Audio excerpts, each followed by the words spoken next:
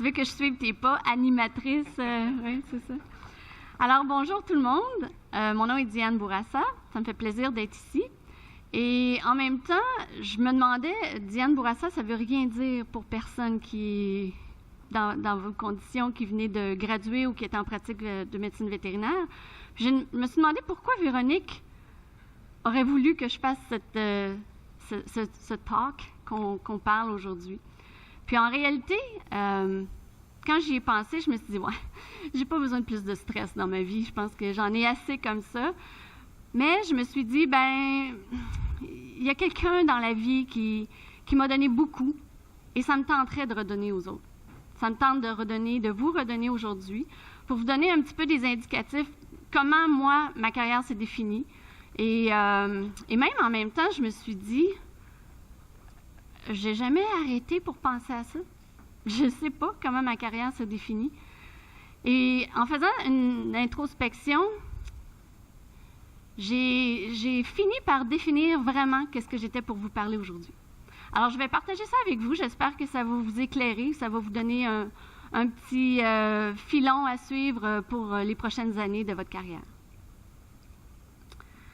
Donc, il y a une chose que je veux être sûre que vous comprenez aujourd'hui.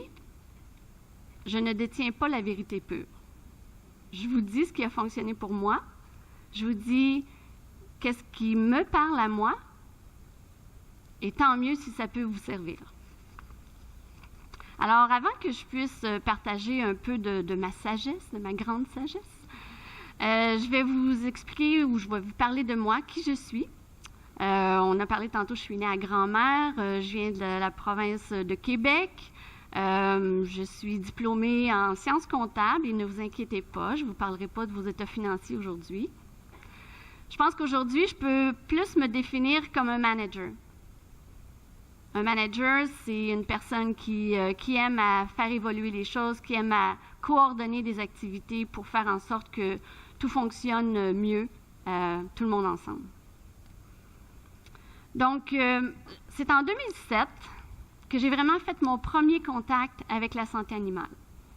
J'ai débuté comme directrice finance et administration dans une belle compagnie. Vous aurez probablement compris que je parle de Vétoquinol.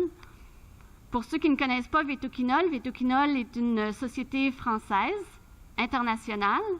On a des opérations dans 25 pays à travers le monde et on emploie au-dessus de 2000 employés.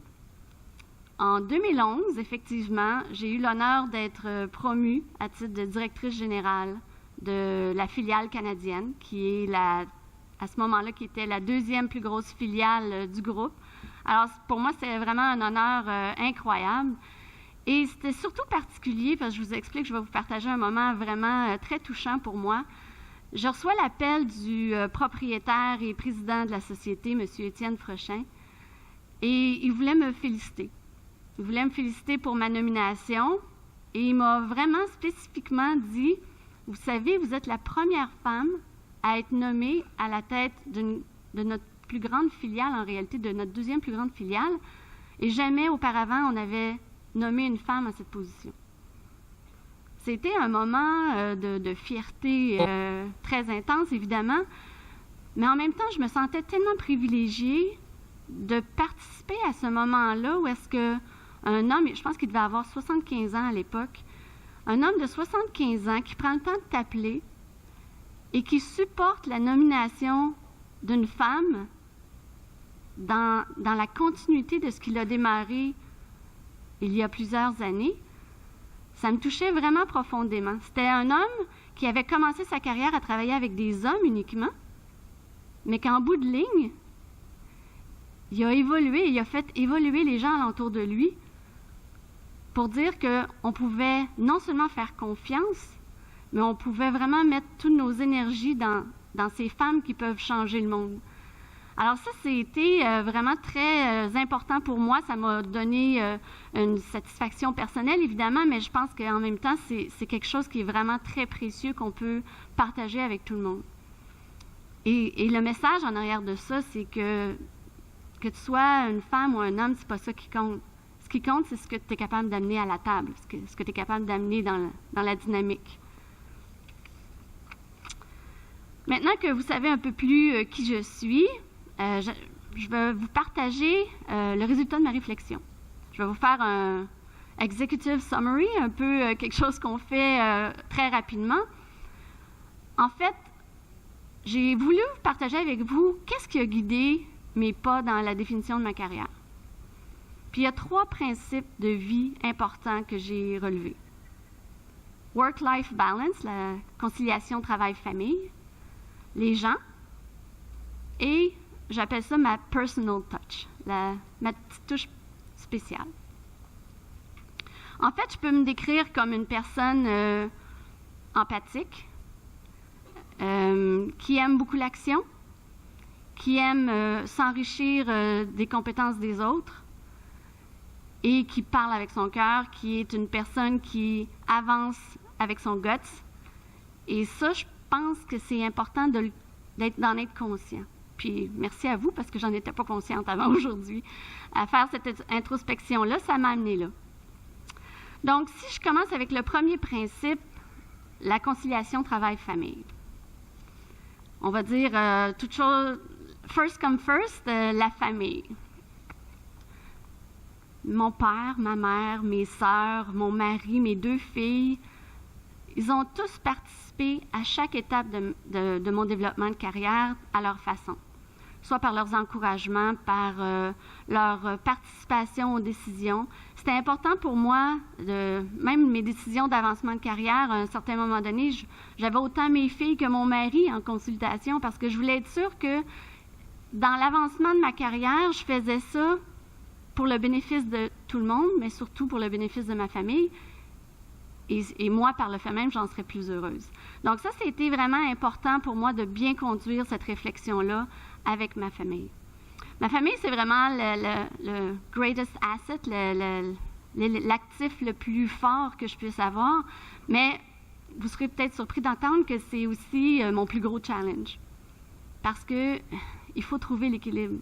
Il faut trouver l'équilibre entre le travail, il faut trouver l'équilibre entre votre vie et vous-même.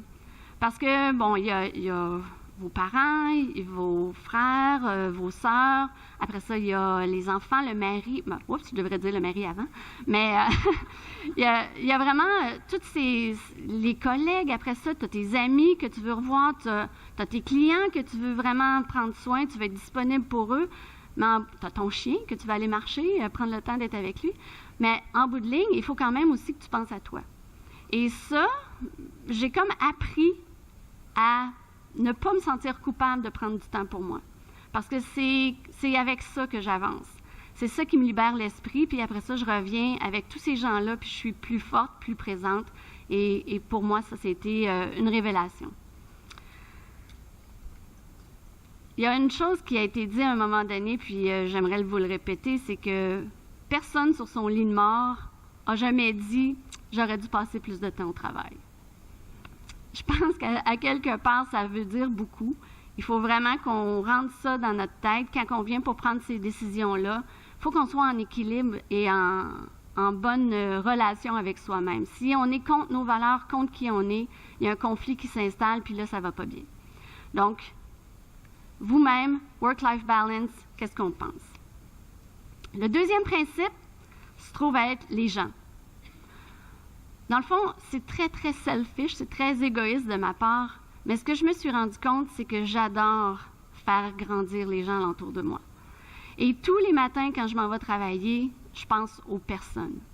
C'est sûr que je travaille pas pour l'argent, ça c'est clair. J'en ai besoin d'argent, j'ai besoin de payer mes bills comme tout le monde, mais je m'en vais au travail puis je me dis, OK, qu'est-ce que ça va être aujourd'hui? À qui je peux parler? Comment je peux générer une activité d'équipe, une synergie qui va nous faire grandir tous et chacun?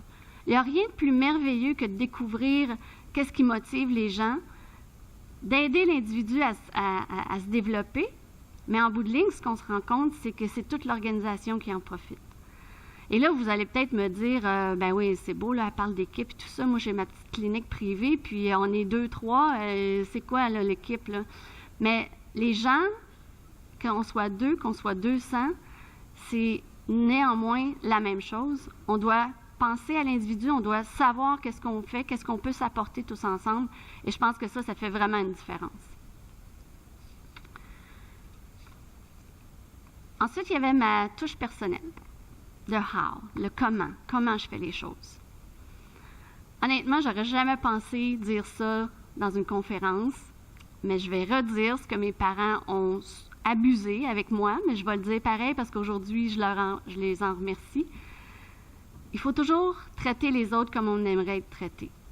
Et ça a été le guide de toutes mes décisions en tant que manager. En réalité, pour moi, ce qui est important, c'est le respect, la confiance, de me donner les possibilités d'agir, de me donner une certaine humilité aussi dans la façon qu'on fait les choses. Je pense que c'est important de se pardonner. On n'est pas obligé de tout savoir. On n'est pas obligé d'être on top of everything puis vraiment être sans faille. On a le droit à l'erreur, puis je me dirais même, on a le droit à l'échec. Puis il y a André de Grasse qui nous a fait une méga performance aux Jeux olympiques en 2016. Puis après sa 3e médaille olympique, il a posté quelque chose sur Internet, je ne sais pas si vous l'avez vu, mais il a marqué « Don't let success get to your head.